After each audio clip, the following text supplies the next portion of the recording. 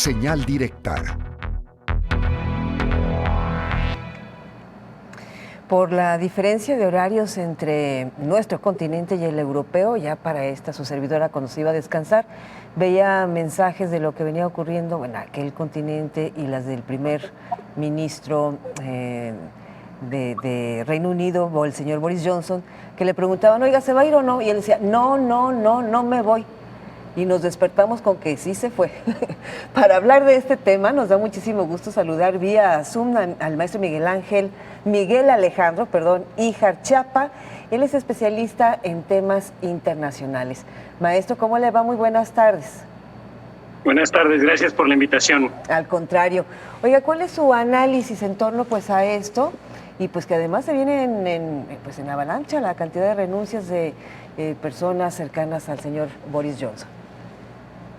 Es un contexto amplio el que hay que abordar para entender la renuncia del todavía primer ministro Boris Johnson.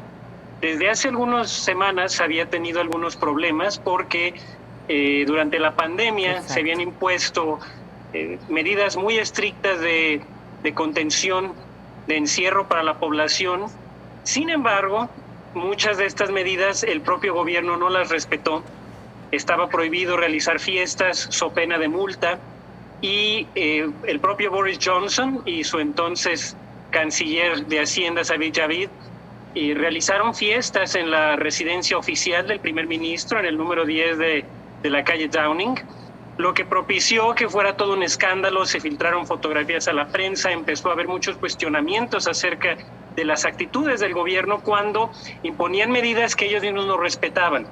Esto fue conocido como el Partygate y le propició muchos cuestionamientos, sobre todo en el Parlamento, de parte de la oposición e incluso del propio partido, de los backbenchers de su propio partido, los que no son parte del gabinete ni de los ministerios en el gobierno. Sin embargo, pudo sobrevivir a esto, pero luego hubo una investigación de parte de la Policía Metropolitana de Londres que abordó el tema, hizo una investigación y efectivamente comprobó que el gobierno había faltado contra sus propias medidas, lo que llevó a una serie de escándalos, especialmente por el manejo tan pobre que hizo la oficina del primer ministro. Hubo muchas mentiras, hubo muchos intentos de desviar la atención, y entonces esto fue minando la autoridad del primer ministro en su partido, y apenas hace unas semanas lo que decidieron en el Partido Conservador fue cuestionar el liderazgo de Boris Johnson. En el Reino Unido la gente no vota directamente por el primer ministro, solamente votan por el diputado, el miembro del Parlamento de su circunscripción, de su distrito electoral, y el partido que tenga más asientos en la Cámara de los Comunes, la Cámara Baja, es el partido al que la reina le hace la invitación a gobernar, y quien sea líder del partido, por tanto, se convierte en primer ministro. Entonces, cuando hay un reto al liderazgo al interior del partido, esto implica que si hay un cambio, haya también un cambio de primer ministro. Y lo que pasó fue que el Partido Conservador retó el liderazgo, hubo una moción de no confianza al interior del partido. Sin embargo, no se reunieron los votos suficientes para destronar a Boris Johnson.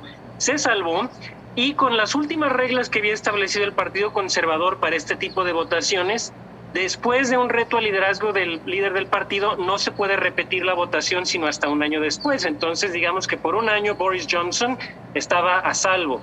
Sin embargo, hubo nuevos cuestionamientos al primer ministro. A lo largo de su gobierno ha sido cuestionado por sus malos manejos de muchas cuestiones y por ser un personaje bastante peculiar en la política británica. Muchos lo han calificado incluso de bufón, de populista. Él fue una de las principales voces en el Brexit. Él fue el que prometió, después de que Theresa May no pudo lograr la negociación para salir efectivamente de la Unión Europea, él fue el que lo logró. Y esto le dio cierta legitimidad. Sin embargo, las propias actitudes y la propia forma de hacer política del señor Johnson siempre fue cuestión de cuestionamiento. Y el último gran escándalo fue que en los últimos cambios que había hecho en su gabinete había nombrado como líder de la conferencia de su partido en la Cámara Baja a un muy allegado suyo que había sido acusado de acoso sexual Entonces, esto llevó al escándalo, se le cuestionó que por qué se le había nombrado a sabiendas de estos antecedentes, y el gran problema fue que trataron de ocultar la realidad, fueron cambiando la narrativa hasta que finalmente salió a la luz que Boris Johnson tenía pleno conocimiento de estas acusaciones y aún así decidió darle el cargo. Entonces esto terminó por minar la legitimidad ya bastante dañada de Johnson, especialmente después del reto al liderazgo, porque había sido alrededor del 40% del partido que había votado en su contra. Y esto propició que hace 3 días renunciaran su canciller de Hacienda, el ministro de Hacienda, que es, digamos, el segundo miembro más importante del gabinete después del primer ministro, y también el ministro de Salud, Rishi Sunak y Sajid Javid. Y entonces esto fue propiciando una cascada de renuncias de otros ministros del gobierno, tanto al nivel del gabinete como en niveles más bajos de los ministerios, y también jefes de sección, jefes de área. Fue tanto el número de renuncias, rompió récord.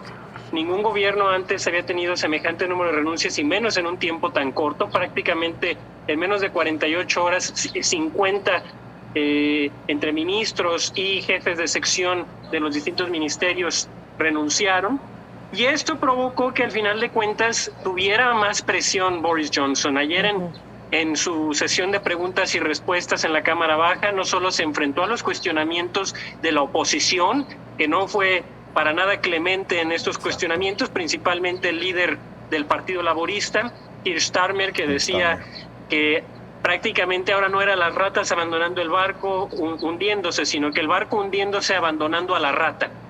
También los cuestionamientos vinieron del propio Partido Conservador, del exministro de Hacienda, por ejemplo, y de otros miembros importantes en el partido, que empezaron a publicar sus cartas ahí mismo en el Parlamento a pedirle que se hiciera a un lado y que renunciara. Sin embargo, él insistió en que no lo iba a hacer.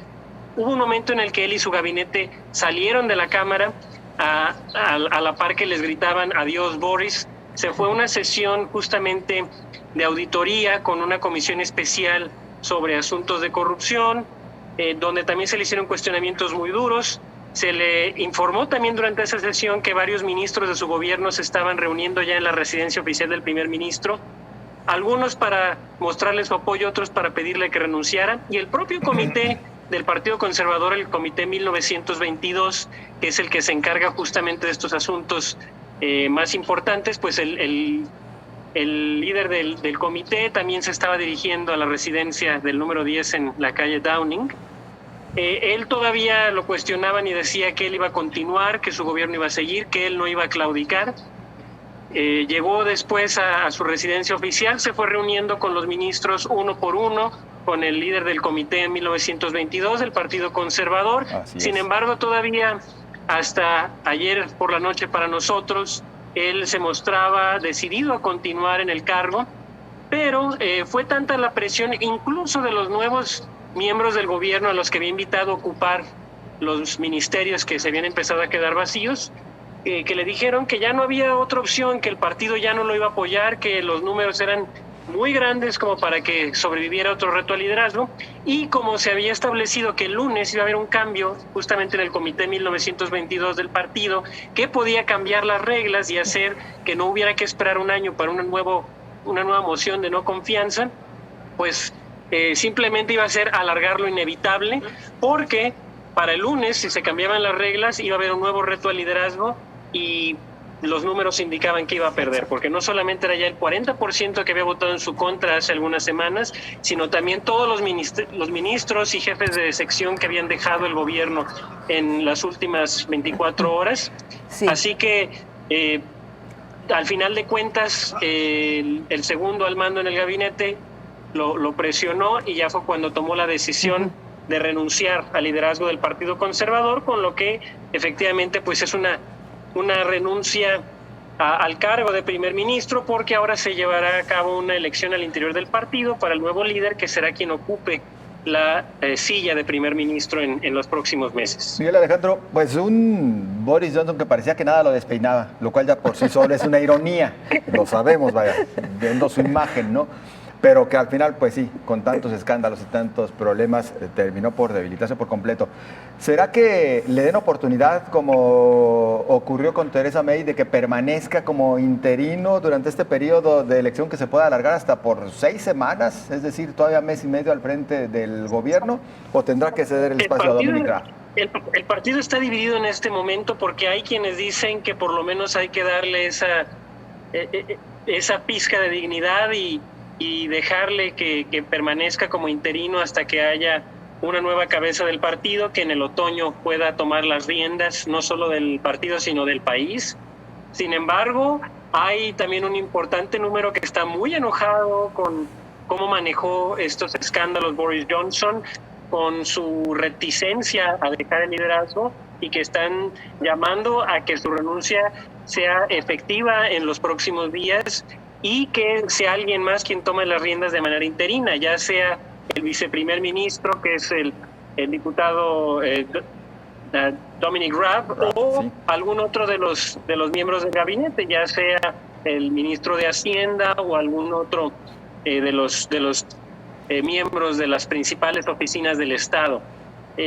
Así que en estos días, quizás de aquí al lunes, veremos qué deciden al final. Yo creo que lo más probable es que sí le permitan estar algunas semanas. Sin embargo, dependerá mucho de cómo negocie las cosas el partido en las próximas horas y cómo empiece a fraguar su salida el señor Johnson.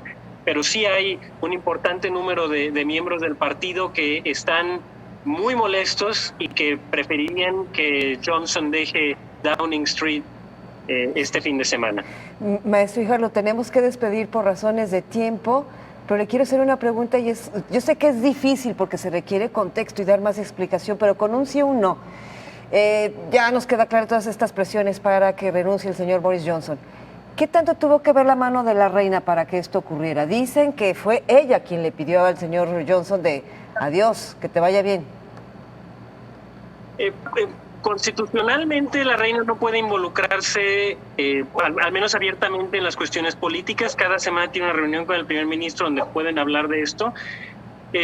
Así que no sabemos qué se habla en esas reuniones, pero ha habido momentos en los que la reina se ha tenido que intervenir en este tipo de crisis constitucionales. Sin embargo, aquí no sabemos si efectivamente sucedió o no, como hace 40 años en Australia, por ejemplo, o hace 50 y 60 en el propio Reino Unido. Perfecto. Maestro Miguel Alejandro Híjar Chiapa, un enorme placer saludarle y hasta muy pronto. Muchas gracias, como siempre, por la invitación. Al contrario. Muchas gracias. 1:40.